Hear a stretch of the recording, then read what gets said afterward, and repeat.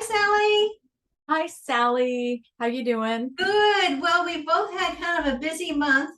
Um, so we decided after our last talk that we talk about Jennifer Lopez and Ben Affleck since they had been in the news. Little did we know what happened to them in July. Did did we decide this before they actually got married? Mhm. Okay, I didn't Yeah. know that. Okay, so they did get married. It's kind of interesting because I was reading a couple things after we last talked, and there is a little bit of a question mark, I thought, when they actually got married. But I think, are we going with a midnight chart? Is that what we Yeah. decided? I think we Okay. did a few minutes after midnight on July 17th in Las Vegas.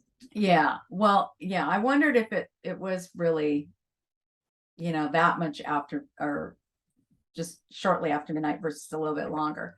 But that makes sense what we're doing. Mhm. Yeah, and so we kind of speculated on, well, why all of a sudden, are they jumping into marriage?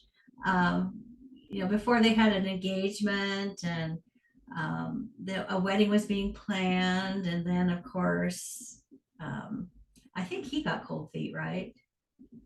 Yeah. Well, originally, I think, although I guess in reading some of the articles about what happened this time, people were kind of speculating, oh, she didn't want him to get cold feet again and not have much time. And I guess they notified, yeah, it was very quick. And they notified Jennifer Garner, who obviously has children with Ben Affleck, like the day before or something, according to the news report. So Yeah, and so seemed like it was very impulsive, as you said. it could be he's one of these guys who freaks out with wedding planning, and she just said, "Okay, let's just let's cut to the chase. Let's get him to say I do, and we'll figure everything else out." I don't know. It's She just does seem to be in charge, yeah, but we're speculating that.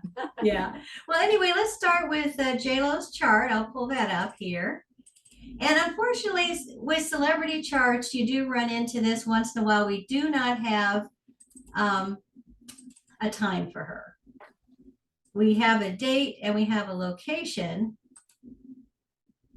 Can you see that okay? Yeah, I don't see the actual chart up here. Okay, I let's put see that up here. the settings and there you go. Okay. Now I see it.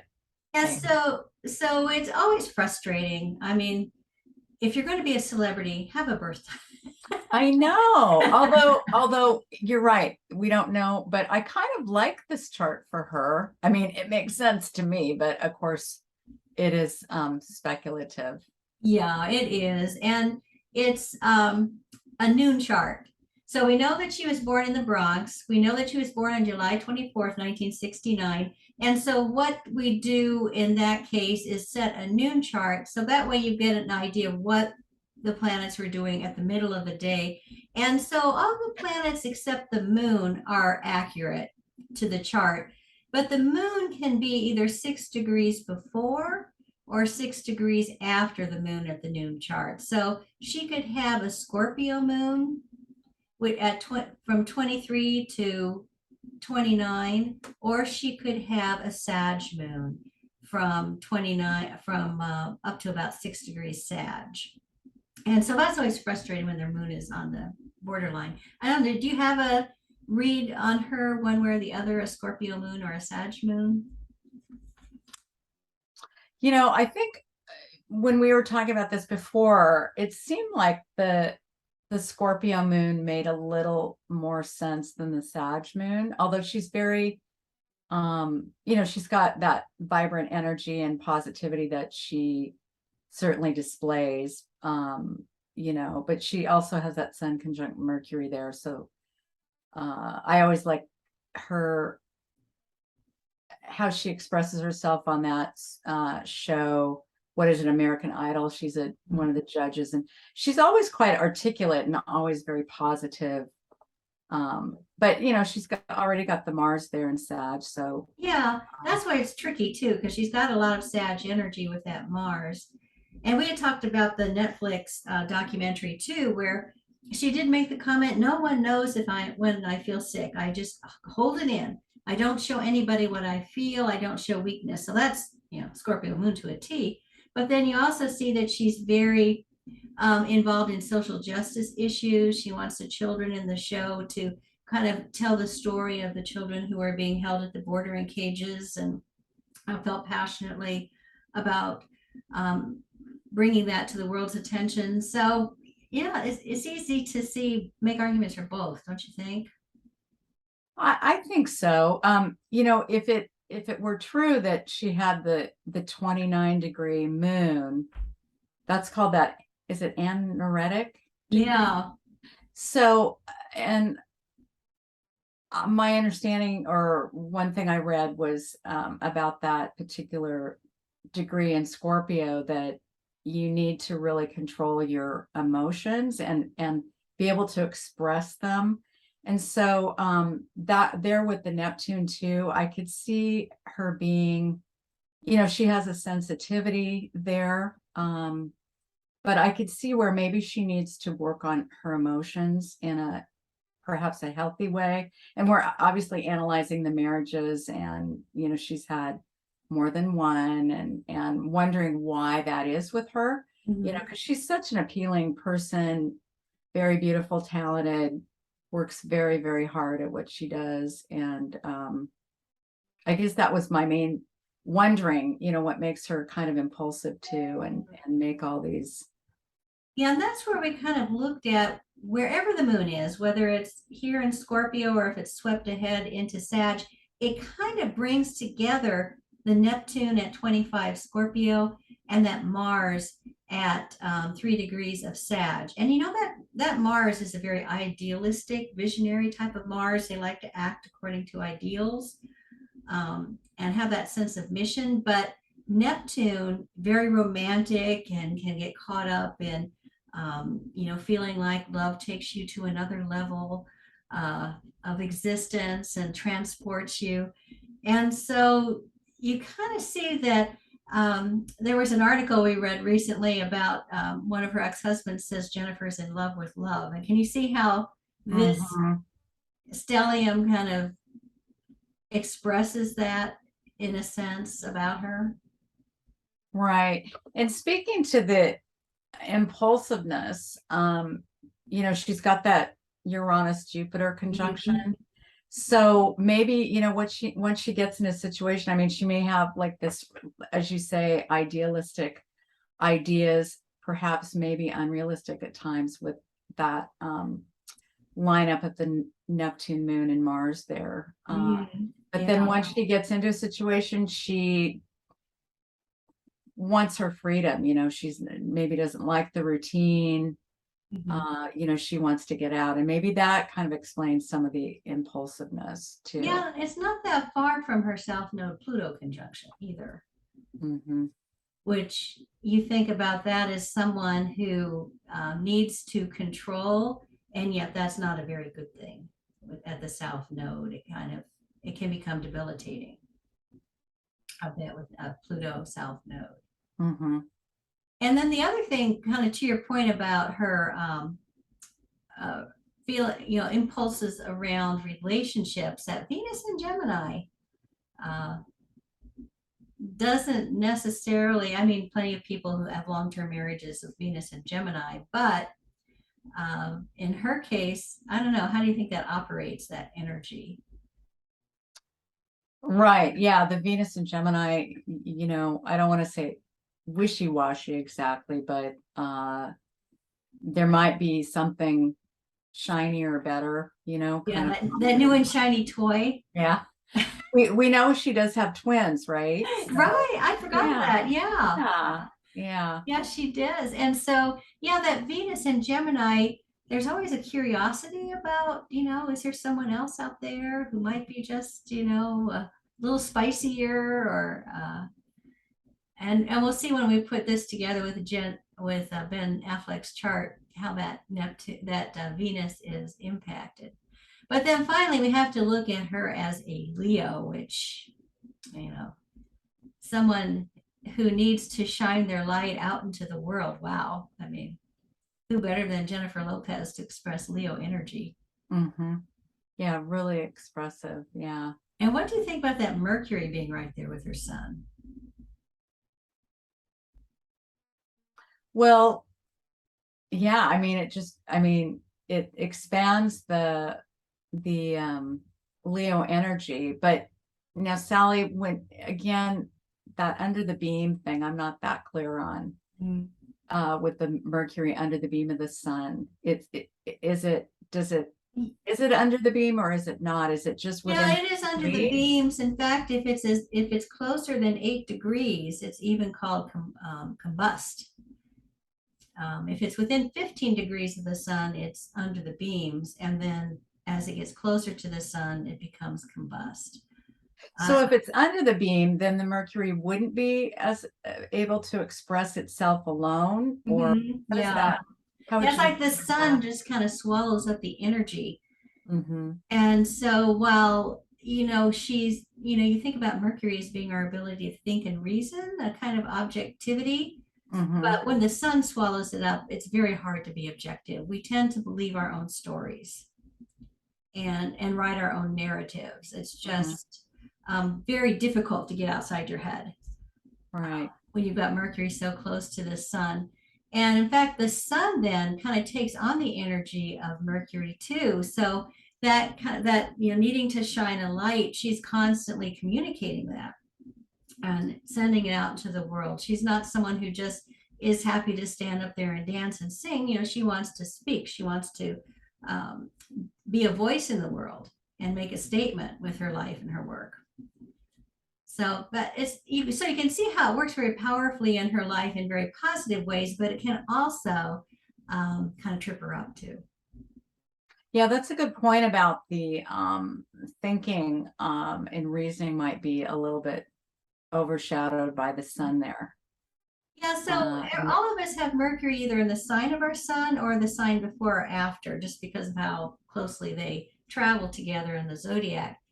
And so it's kind of a mix, it's six of one, half a dozen of another. If you have it in your sun sign, it just gives it um, that ability to communicate your sun's energy, more power. But yet, mhm. if you've got it in the sign before or after your sun, then it's a little more objective. And that can be a positive too. That, for Oh, now example, say that. Okay, now say that again, Sally. What were you saying about if it's after the sun? What? or before. So Before? if she had a Cancer Mercury, for Uh-huh. example, she would be Uh-huh. very sensitive to the feelings of others and what others are saying. She would be very responsive to that. And so Right. this Leo sun is shining over here saying, I'm in this great, wonderful romantic relationship. I'm just so happy. But then that Cancer Mercury is always kind of picking up, is this person as into it as I am? Am I kind of seeing some things here that aren't really there? Whereas if her Mercury were in Virgo, that would really be super objective too. Mhm. She would be like, I'm in Much more love, objective. but Yeah. there's things about this guy that I have questions. Mhm. Okay. But yet, it gives when Mercury's in the same sign as your sun, then it gives your sun more power to express itself in the world. You just Okay. have to watch that objectivity problem. Oh, Especially with the Mercury. and with Leo, because And Leo Leo. is so strong anyway, the sun Mhm. in Leo. So you can see that her being in love with love is kind of here in her chart. And that she tends to write these narratives for herself that she tries to live out then in her romantic life. So, but Ben Affleck, fortunately, we do have a good time chart for him. He was born at 2:53 a.m. in Berkeley, California on August 15th, 1972. Can you see the chart? Yes. Okay, so what do we see about Ben Affleck's chart that just jumps out at you? Well, he's got that Venus very close to his ascendant. Mm. Thanks to us knowing his birth time. So, and then the Scorpio moon, Mhm. trine that. And that Scorpio moon's the ruler of his chart since he's Cancer Mhm, rising. mhm. And Scorpio moon, we know, is in detriment. Is that right? Yeah, So it's a more difficult or place. fall, it's in fall. Or fall. Okay, fall. So it's a more difficult placement for the moon in that sign. But it is helpful to have that trining aspect. So Mhm. that's really good. And then I just noticed he's spoken about the difficulties in his childhood. There's a background of alcoholism, and he himself has had issues in that regard. And I think some mental illness in his family. He's mentioned that. So all with Pluto and Uranus there in the fourth house, that suggests some instability, wouldn't you say? Yeah, yeah. In So his maybe childhood. beginnings and endings, a lot of, and then instability with Uranus, and then kind of endings, things just disappearing with Pluto there. Yeah, and then if you look at the point of his IC, that's it's in square to Saturn in his 12th house. So that also signifies that there's kind of deep hidden subconscious difficulties in his childhood, his family. And with Saturn and Gemini, wouldn't you think it'd be more in mental health type of? Yeah, that's a good point. I mean, and that could be related, obviously, to issues with his family, especially with that connection to his IC and the fourth house planets there. Saturn in the 12th it can be related to ancestry, I think, but it's kind of a touchy placement, right? Yeah, and Saturn for some reason is in its joy in the 12th house, meaning that this is a place where it likes to function. And so you think about Saturn restriction and difficulty and patient, kind of that sort of patient getting through problems and working through problems. You can see how in the 12th house it would tell us this is someone who's going to have to spend some time in solitude working through some difficult issues, but yet Saturn there helps them in that process too. Well, it's like Saturn can be challenging, and then it's in a challenging house. Mhm. And it does suggest some work on the subconscious, perhaps, too. And communicating a lot about it too with um, uh, Saturn. And I think that would be, to me, Saturn and Gemini hints at or suggest a difficulty in communication, possibly. Yeah, He it hasn't could maybe be. faced all the demons yet, or maybe he has. Yeah, with Cancer rising, this is not someone who's particularly verbal in how they express themselves. Mm-hmm. And Mercury, you see, is retrograde, and that's again kind of not a traditional. You think of Mercury retrograde as someone who's not a traditional learner and has to kind of figure things out their own way. And so it could be, he's been forced by circumstances to be a lot more introspective and a lot more communicative about that than he was inclined to be naturally. Circumstances have forced him into that situation. So I'm assuming I know he's been in rehab a number of times. So I would assume he's probably had some therapy Mm-hmm. through that. So yeah, that's definitely a chart of someone who's going to benefit very much from therapy. Look at Saturn sextile Chiron. Chiron. Mm-hmm. And then that Scorpio moon kind of catches my eye too, because we know he's had a problem with two things. Well, actually three things.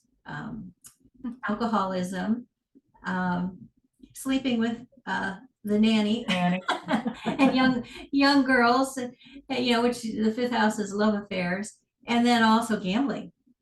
Oh, right. All fifth, and I don't know, what would you think of a Scorpio moon in the fifth house? Why would somebody be a little more drawn to all those activities with a Scorpio moon? Well, certainly, gambling is connected to the fifth house. So, And love affairs love affairs and yeah, all that. Mm-hmm. as pleasures. So it could be, just that Scorpio moon feels a lack and a need to fill emotional voids. and because it is in fall, and so a Scorpio moon struggles to get their emotional needs met.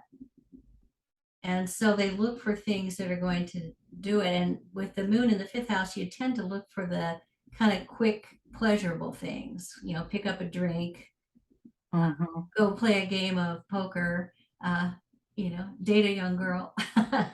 Yeah, I think too. So that house will be ruled by Mars, And correct? Mars. And Mars is in Virgo, and they're, Virgo can be a little self-critical and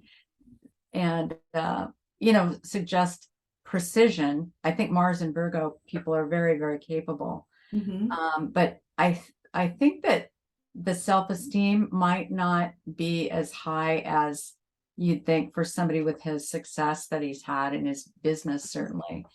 And then obviously that self-esteem, self-worth would be very important to him because of the second house, the Sun and Mercury there in Leo, don't you think? Mhm. Yeah, so he, that Leo sun that wants to shine, and said you can see how the energies are really kind of like duking it out with each other here. Scorpio is seeking emotional satisfaction and connection, um, but the sun just wants to go out there in the world and shine, and the Scorpio moon wants to be very private, and the Leo sun wants to be very public, and this is exacerbated by Mercury also in Leo squaring that moon. Mm-hmm.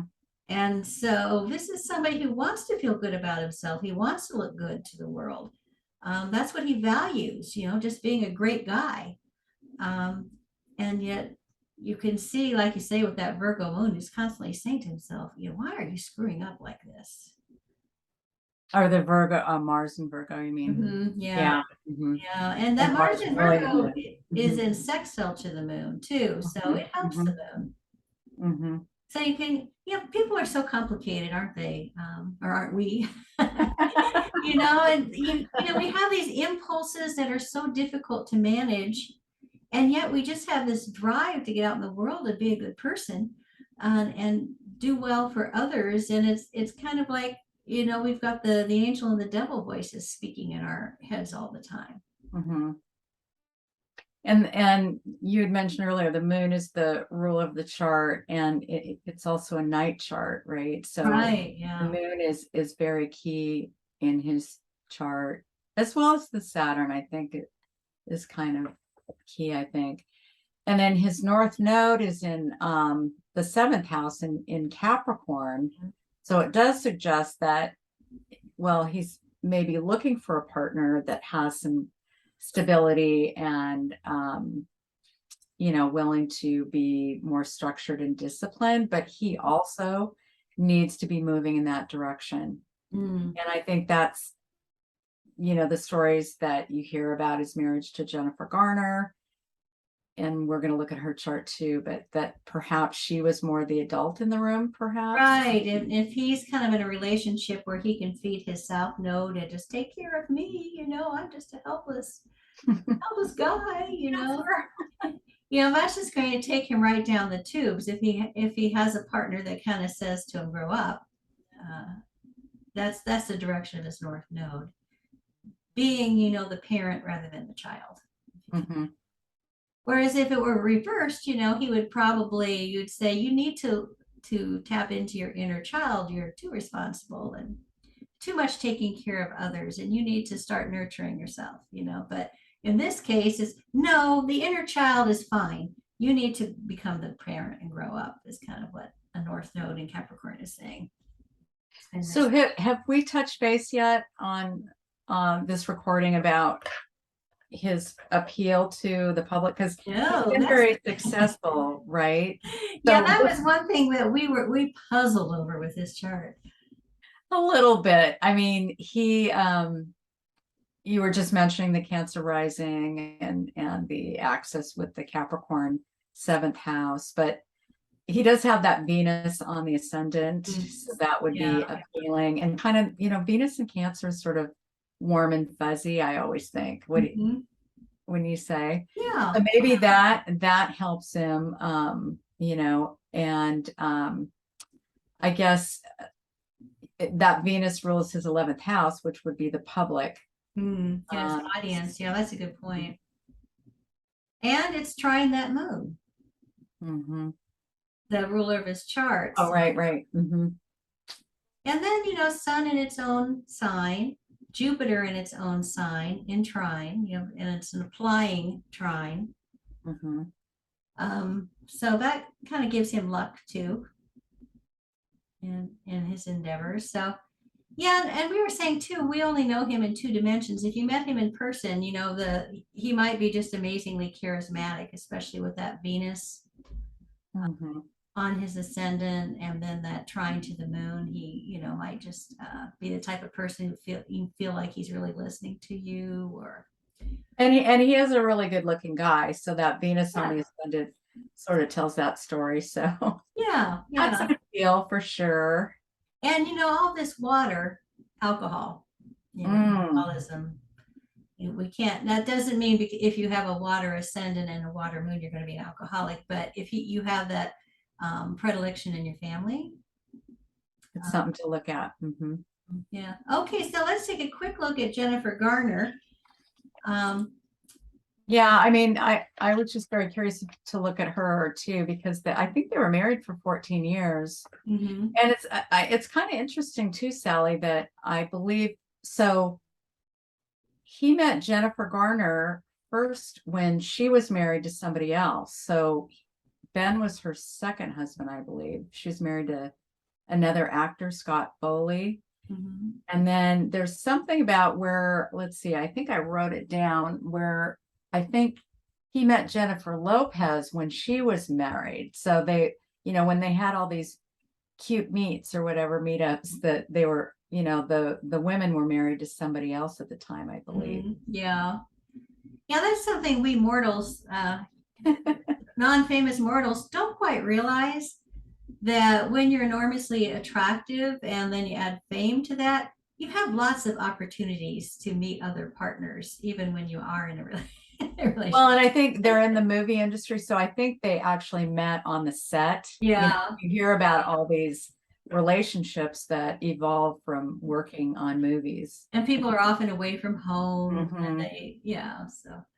it's a different life than you or I know, but well, and what do you think of all this Gemini? She's like Ben, she has that Saturn in Gemini, but all of it kind of lined up in her 12th house. 12th house. Yeah, she's got a stellium with 3 Hmm. prominent personal planets and the Saturn. Well, I just noticed that the Venus Mars is really striking, obviously, because it's the same degree. So that's a very passionate person, Venus Mhm. Mars. Yeah. So she's got, yeah, very intense, passionate. He mentioned, or at least he was quoted, or I read this, that he was, well, one of the biggest regrets he had was the dissolution of his marriage to Jennifer Garner. Hmm. Um, and then also that yeah, I mean, that was one of his biggest regrets. But then he also said at one point, or at least he was quoted, that he felt trapped in the marriage. And maybe that was part of the growing up thing that she wanted him to do, possibly.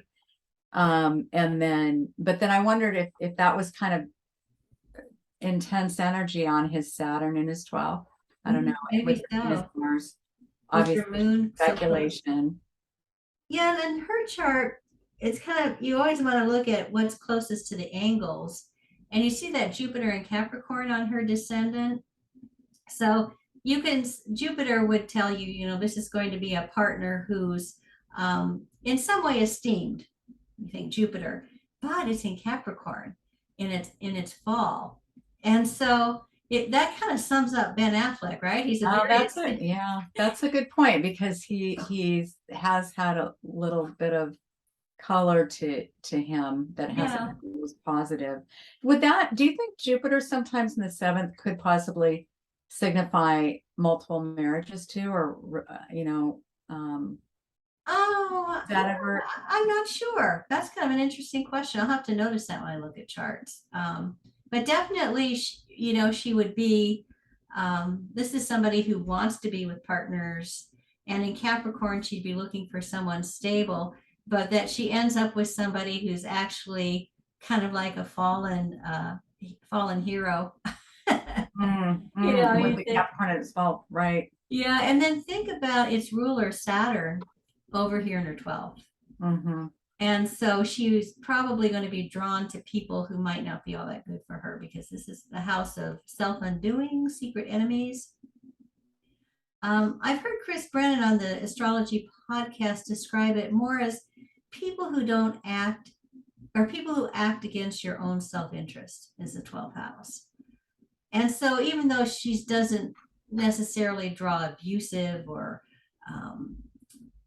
particularly bad partners in that way, she might just draw partners who are very into themselves and not so much into her needs. And then when you put together her moon, Mars, and Venus all there too, and in that Gemini sign, that she's kind of always looking for that stable partnership, but maybe not in the right places. Mm-hmm. And Would you say that Saturn opposite her Neptune too? Would that be yeah, and look at that. problematic? Yeah.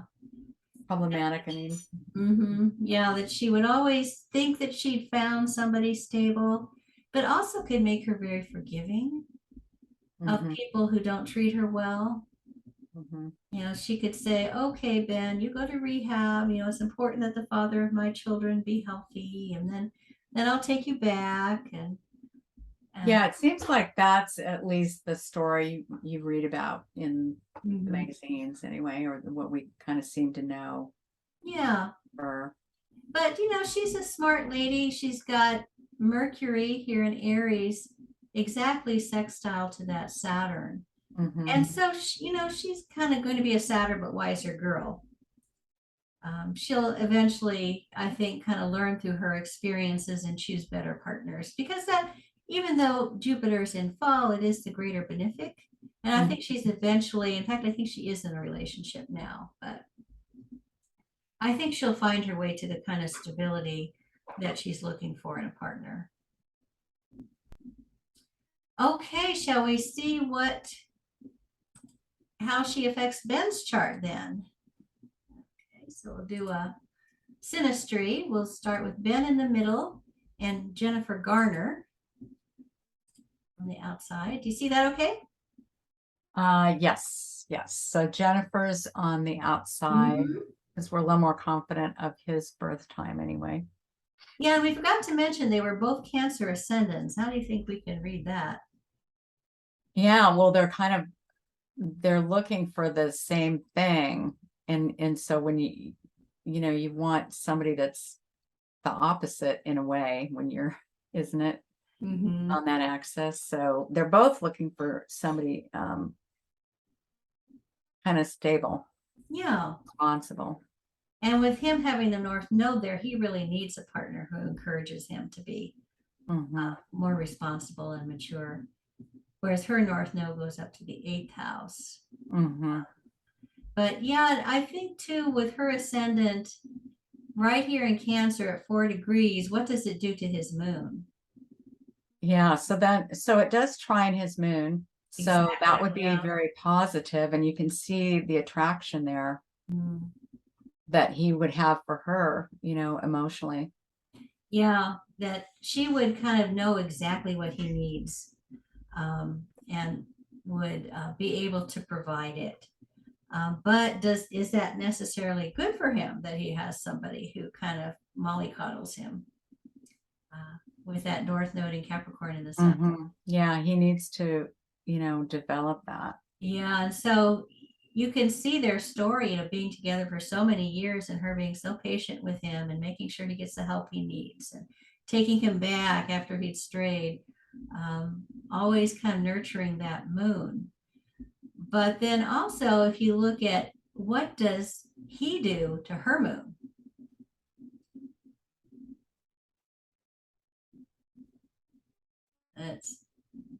You can see that his Saturn is almost exactly on her moon. It's away 3 degrees.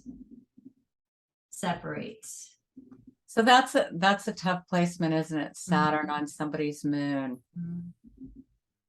So yeah. Yeah, because In this the, is in the 12th house, so there's definitely issues there, right? yeah, when someone has a Gemini moon, they need to talk about things to make emotional connections. It's important to communicate. And when he's got that Saturn and Gemini sitting right there on his moon, I can so much see conversations like, Ben, what's wrong? Why aren't you talking to me? I don't know. Ben, you don't stop talking to me. What's wrong? I don't know. Talk to me. I was thinking. And then that sounds familiar with something, and she says, okay, Ben, well, I'll make you some soup. Here you are. I'll pour you a glass of wine. So her Mercury too is in conjunct his moon. So, and she's got that Mercury in Aries. So she's got definite strong ideas. And you pointed out earlier it's sextiling her Saturn. So and if you look at that, that's the classic yod. So she's got yes, Saturn, Mercury, and there's his moon. His moon. So like as much as she tries to give him what he needs, it's just never enough. You know, that's kind of what the yod. Maybe that's what he was. Maybe it's the yod that he was referring to when he said, "I felt trapped." You know, yeah, it's kind of like she's trying to get him to do stuff and communicating this stuff, and then it's falling right on his sensitive emotional body. Yeah, and her Mercury, be very verbal in a fire sign, and her Saturn is very verbal in Gemini, and so she's talking, and she's demanding, and that moon is just like neither one of you is reaching me. I'm someplace where you don't even know where I am, and because she doesn't have much, except for the ascendant. She doesn't have much water in her chart, right? Well, and he is, with the Venus in Cancer, he is looking for somebody, I think sensitive, family oriented, maybe he does like to kind of sit around at home a little bit. Who knows? But she has the appearance of that with her ascendant. But yeah, as you pointed out, she doesn't have a lot of other water. Yeah, so something was missing, I think, in that relationship. And so he turned to drinking, or he turned to gambling, or he turned to chasing young girls, just trying to find something with that to kind of help him feel that emptiness that a Scorpio moon can feel. Yeah. Okay, well, let's see that makes sense. how J-Lo affects his chart. We'll look at that and see what kind of relationship they'll have. Okay, so that's Ben on the outside and J-Lo on Ben on the inside, J-Lo on the outside. Okay, so first thing we see right off the bat, the Venus on the Saturn. Yeah. So what do you think about that, Sally? Like, it's kind of positive in a way, but then it's 12th house, and maybe there's too much attention on that Saturn. I don't know. Yeah, it's kind of I've heard astrologers say in synastry, Venus Saturn connections are usually pretty positive for a long-term relationship, because you have the kind of slow patience of Saturn, and then the love and connection of Venus, and you put them together and it can be a really nice thing. And also, you think of Jennifer Lopez. We talked a little bit about her Venus and Gemini. She's a bit of flippity gibbet, oh, cute guy, and he would kind of settle her down a bit, I think, don't you? That's a good point. Giving stability. I wasn't sure about the 12th house, but maybe it, on a certain level, that would be a positive thing. I mean, anytime, usually Venus is positive, has a positive energy when it's a planet. So, well, I think we talked about this before. We'd feel better about this conjunction if it were in the 7th house, or the 3rd house, or the 11th house. The 12th house, where someone can feel kind of trapped. And remember, he, like Jennifer Garner, has the ruler of his seventh house, Saturn, in his 12th house. And so he could end up feeling like, her love and connections is a bit of a prison for him. Mm-hmm. So it's almost like she'll get the positive of it, kind of settling her down and focusing her.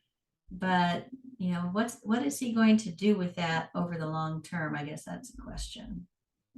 Now her Saturn is in Taurus, so it sextiles his Venus then, right? Yeah, and that's, I would say, wouldn't This you, is a more in- positive Saturn Mhm. Venus, and especially she's got Saturn in his 11th house. And so that kind of explains, doesn't it, that they fell in love so many years ago and went off and had different partners and had children and then came back together. So there's something enduring there, don't you think, with that Saturn Venus? Mm-hmm. Mm-hmm. Yeah, I would think that's probably quite positive. Yeah, so you can kind of look at that Venus Saturn as this might be a sign that they'll be together for the rest of their lives. Now they do have let's see, would that be a T-square with let's see, the Saturn and her Saturn and his Mercury? Is that right? Yeah. And then This is where the and relationship then the becomes moon tricky. is Yeah. moon. Yeah. Because they say, what is he, I'm sorry, here, what is he doing to, because we kind of looked at how Jennifer Garner's chart nurtured that moon. What are J-Lo's planets doing to that moon? Saturn opposing Mm-hmm. and her Sun Mercury conjunction squaring. Squaring. So that is a T square. Mm-hmm. So I don't know. They've got the natural, they love each other and they've loved each other for a long time. That's with Venus and Saturn. But, he's got this moon that's saying, take care of me. I feel lost. I feel scared. I need something to make me feel kind of at home in the world. That sort of existential anxiety you might have with a Scorpio moon. So what do you think it does when her Saturn opposes that?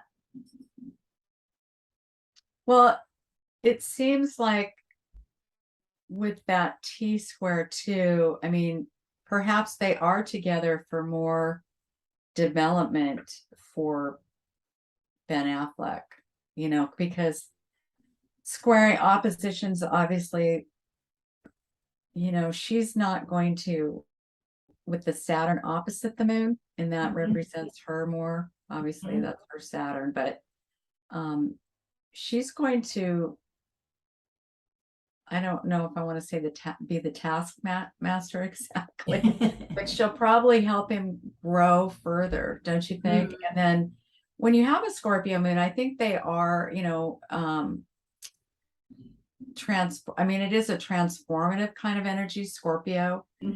So he does want to develop that emotionally, whether he knows it or not. And there are probably these hard lessons, but perhaps that's kind of part of the goal to help him, be more mature, which is indicated by the direction his North Node is going. So there's obviously tension there with the opposition, but perhaps this is needed for him, and at some level, soul level, maybe this is kind of what he needs, because she's not going to let him get away with as much as perhaps Jennifer Garner did. Yeah, I can't see her kind of wiping his nose and taking him off to rehab. I just can't see her doing that. And if he wants somebody, with that Venus in Cancer to sort of tend to the home fires, Yeah, that's not she's busy. She's a busy gal. She has people to do things like that. Yeah, as long as there's people, but maybe we don't want people if he gets involved with them, like he did with the nanny. It's kind of an interesting thing too, that maybe like this growth you're talking about, he wasn't ready for in 2002, 3, 4 when they were going together. And it's just now when he's 50 years old, he was born in 72, so he's nearly 50 years old. Now he's ready for kind of some emotional maturity, and he realizes he needs Jennifer back in his life to bring that to him, because To crack the whip. she herself, you think somebody with Sun, Mercury, square Saturn in their natal chart, this is somebody who does not let themselves slack off. And that Saturn in Taurus, her Saturn is, yeah, just like you said, it is squaring the Sun and Mercury. So there's some tension there, and that's led to the achievement that she's accomplished. Yeah, squares are Saturn and Taurus they're very determined too, and it may take a while, but they're going to get there. Yeah, and you think about that Leo, she kind of leapt forward as a public person when she was fairly young, but her career has steadily built. Taurus likes to and Saturn and Taurus has longevity and stability and endurance, which she has. And I often think about her too. I mean, she has worked on her body, over the years, and she's just got it together. And at age 50, I think wasn't she doing like a pole dance for the for the Super Bowl? Yeah, Super Bowl. So anyway, that reminds me of Saturn. Yes. So this is an exemplifies that, and that might help him. Extremely disciplined person. And you have to respect this. Like, I'm a celebrity. I'm somebody people like to look at. And so I'm going to work to make sure that I still look my best no matter how old I am. And she kind of takes that responsibility very seriously and works at it every day. You don't have a body like that without dedicating yourself to do something towards it every single day. So yeah, so she's bringing that sort of workhorse energy. And maybe that is a good thing for him, and if he can kind of stick it out. But obviously, as you say, he's now almost 50 or about 50, or he will be 50 maybe. Yeah, next week, right? Next week. And so he's ready maybe for accomplishing these things, and he's ready for her Taurus Saturn energy to kind of whip him into shape, and he's looking for that. And then hopefully, because of that connection, she's not going to be impulsive and just walk out the door if she can't handle it anymore. Once that freedom that we talked about earlier in her chart, that she'll kind of stick with it this time. So you do hope, but it looks like it's going to be somewhat challenging, right? It's not going to be that easy.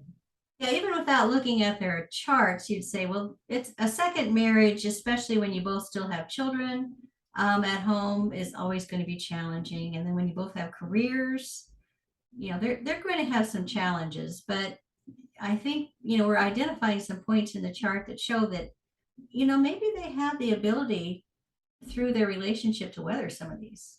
Yeah, because at first I think we were thinking, oh boy, is this really gonna last? But there are some issues, and that's the important point too, that these squares and oppositions, they're not always a bad thing. They're just more of a challenge, but then they are an impetus to work on it. She does bring the Jupiter into his 4th house, and she also brings that Pluto-Uranus conjunction for him. I mean, it results into his Pluto, yeah.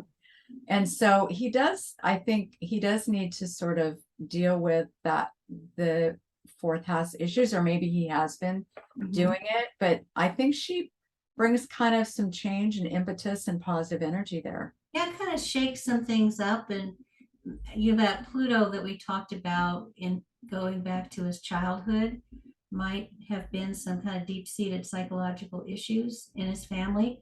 She's going to bring some positive energy to that and shake it up.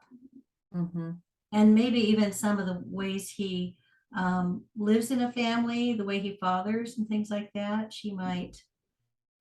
And you get the impression that she had, I mean, I believe her parents are divorced, but I think it was later.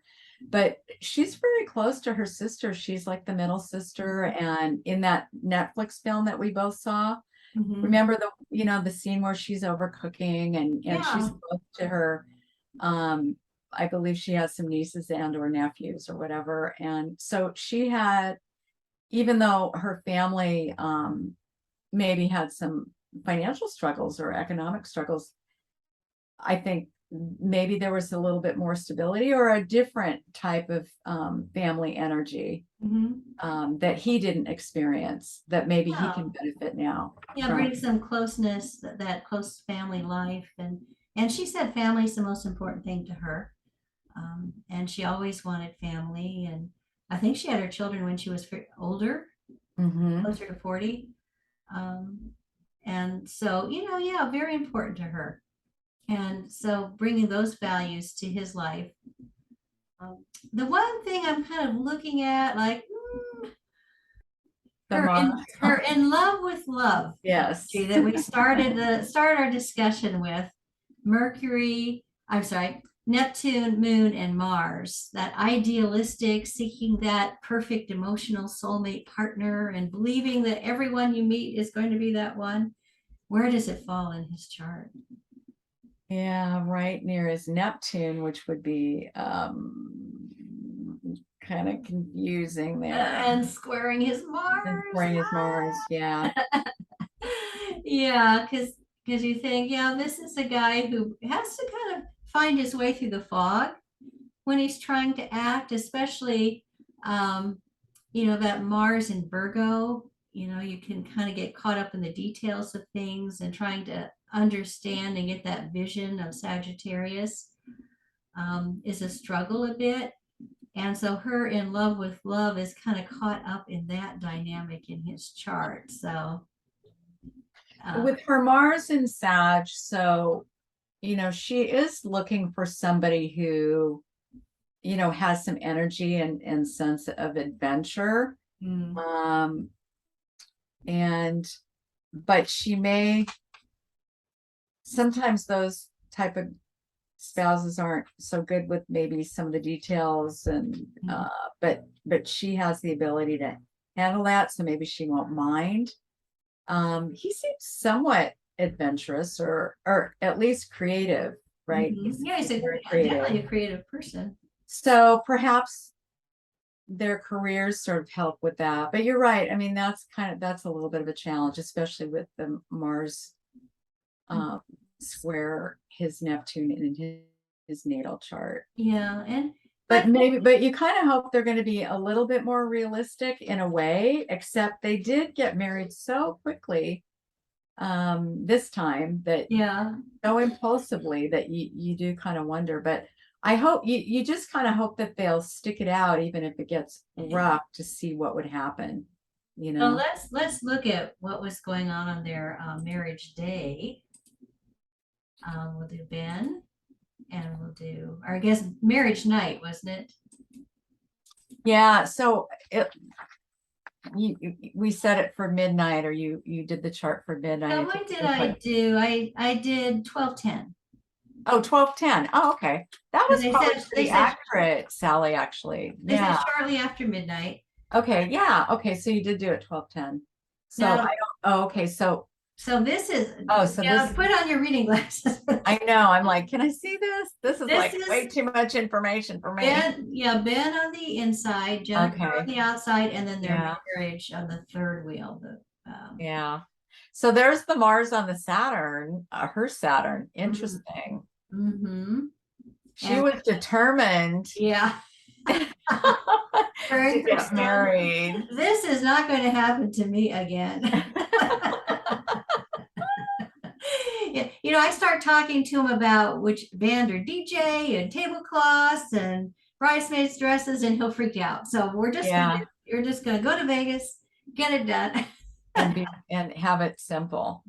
Yeah. So I like that, Mart. I love that point. And wearing her son Mercury, and of course, what is that Mars doing? On the moon. So they've got this where she's the one who's kind of let's build this, let's do this, and he's like, oh, I'm just trying to feel good here. And no, you definitely get that impression. It was like her pushing stuff to make it happen, right? Yeah, I think that's pretty That's pretty like evident. kind of, yeah, that's, And people have remarked, and I noticed this too from the wedding pictures. I mean, she looks like she's a 22-year-old bride at her first wedding. She's just like radiant. And how did he look? yes. Well, you shared that one picture with me, and I'm like, he looked like he was kind of leaning on her and maybe like, I don't know about this. Yeah. Sort of like one of those prisoner of war. No, I don't think it was that bad, Sally. Come on. Link the SOS in Morse code. No, he definitely looked a little sideswiped. Well, and this was her dream too, because look at that Neptune on, yeah, it's her North Node, right? Mhm. So she's fulfilling her dream. Yeah, Neptune right here on her North Node. Yeah, so this is what she's dreamed of. And it could be, even though she went on and married someone else and was engaged to someone else, maybe he was the one that got away, that Mhm. she has always wished that she'd been with. Well, I think that South Node on at the of the wedding Mhm. day. Oh, the Were wedding. you saying this is a nodal return? It was. Astrologers Yeah, got very excited when they heard 19 years because that's how long it takes yeah. the nodal axis to go around.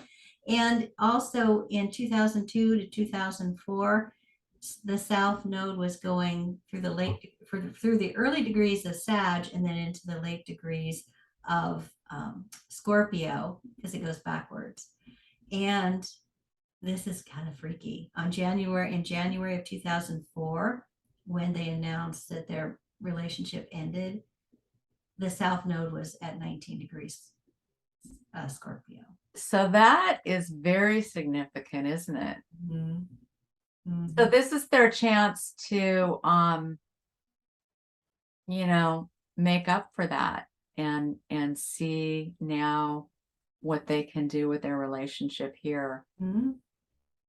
Yeah, and so that South Node, which is the tide going out, was when Jennifer started seeing Ben again and they got engaged, was passing, through her in love with love stellium here and setting off his Mars Neptune square. So that's kind of really key for the timing then, isn't it? Mhm. The timing of all this. Mhm. Yeah, so it could be, it just everything came back. When you think of that South Node coming back, and people who are evolutionary astrologers would say that, oh, this is kind of a fated thing, that they've known Mm-hmm. each other in past lives and Mm-hmm. they kind of missed the opportunity that, 19 years ago, and now they're having another opportunity to Mm-hmm. establish that bond. So very interesting. So Uh, do you have a definite prediction, Sally? one thing I was looking at, um, let's see, a couple other things Oh, okay. was the healing. When the Chiron and Jupiter. Mhm. Mm-hmm. Yeah, because her Chiron was I'm sure she was deeply hurt when he decided not to continue with the wedding. And so Jupiter is kind of bringing its healing energy to her, and he's having a Chiron return um, at the wedding, just within 1 degree. So maybe his chance to make right somebody he'd hurt very deeply earlier. So that was one thing that I kind of saw. Yeah, that's a really good point. Yeah. And he has Jupiter at the wedding exactly square his ascendant descendant line. So, that up high in the sky, that Jupiter everybody sees, but yet you kind of wonder, is he sort of being overtaken, squaring the ascendant descendant line? And that kind of goes back to our theory that, this was maybe not his choice, but he kind of got swept up in it. And then Saturn's also opposing his sun in the wedding chart, which is another sign that that, you know, he's kind of in the hands of forces greater than himself. So anyway, I don't know. What do you think, Sally, looking at this? Oh gosh, I'm not good at predictions. Well, Well, go ahead. wait, no, you go ahead. Well, I do think it's really interesting about the timing of the nodal return again, and the maturing aspect that Ben Affleck is looking towards. Mhm. Um, I think that that all seems like kind of a positive thing if they're willing to um, surmount obstacles that might come up. I mean, they are at a different age right now. You know, Mhm. maybe Jennifer's willing to slow down a little bit from her career, and maybe she won't feel so pressured to devote all that energy to her career, and can spend more time at home with Ben. I mean, maybe that is a good idea, but then yet not letting him be overly dependent on her. Mhm. But to me, it's like it's doable if they're willing to do it. But again, because they had that situation before, they know what the breakup was like, and here's their chance, and they're not getting any younger. Mhm. So you kind of hope that they can um, stick with it. Yeah, and I like with the Pluto's, you know, finishing up its run in Capricorn in his seventh house in 2008 when he started having all of his problems with his marriage with Jennifer Garner. Um, so he's been on quite a ride, you know, with Pluto Mhm. going through his seventh house over the past 12 years, 14 years. And And so, they, oh, go ahead. Sorry. and so this, you know, we've got 2 more years really with Pluto and Capricorn. And so this is his chance to really get it right because, you know, his chart is saying to him, you know, man up. Be the responsible person in the relationship, realizing that you're there to support your partner. It's not all about you being taken care of and having your needs met. Um, you know, be a father. Um, you I know, was just going to say that they now have children this time, mhm, because they didn't have children before. And you know, they do have there is a lot of energy in that fifth house there. Um, so I think they're probably different people than they were, yeah, 19 years ago. yeah, So because they've it's got and breaking down and building mhm, up, and mhm, so yeah, that he had a relationship break down and then rebuild. You know, with Pluto and mhm, Capricorn in the seventh house. And so that's one thing I looked at, I was kind of hopeful of. I thought, yeah, that he's going to grow up, like you said, in this marriage. And she's going to be the one who's going to kind of encourage him to be responsible and not make everything about his own little feelings mhm. and what he wants. And then also, we've got a couple of things happening. I think from August 20th through I think the end of February 2023, we're going to have a long Mars, right? Mars in Mars is Gemini. Gemini. All of you look to your Gemini house because you're going to have a lot of energy focused there for a long time. And so I think this what they have in their chart, you know, that Venus Saturn conjunction is going to be tested as Mars goes through there. I would guess since Mars is the ruler of his fifth house, it might involve issues around their children, kind of blending families and how do you have a relationship when you've got, you know, 5 children who are all needing you too and Mm-hmm. going through their own transitions and difficulties with this change in their life. So I'm Right, because I think they're teenagers, aren't they? yeah, I think they The range in children. ages from about 10 to 16. Mm-hmm. So, you know, all, you know, fun That's ages in a lot challenging. of ways, but challenging in others. Mm-hmm. Mm-hmm. So I think short term, that's going to be a challenge they're facing. And then also, you know, like I said, Pluto finishing up in Capricorn, once it goes into Aquarius, it will start in 2023 ingressing, but it'll go back and forth, and it's in Aquarius for good beginning in November of 2024. And so you can see that tension point in their chart, that Mm-hmm. fixed T square is going to get a new leg. Mhm. and create a grand cross. And I think that's going to be kind of the make or break years for them when they are kind of saying, Pluto is going to be opposing her sun Sun, Mercury Mercury. and Mhm. squaring her Mars. Pluto's going to be squaring his moon.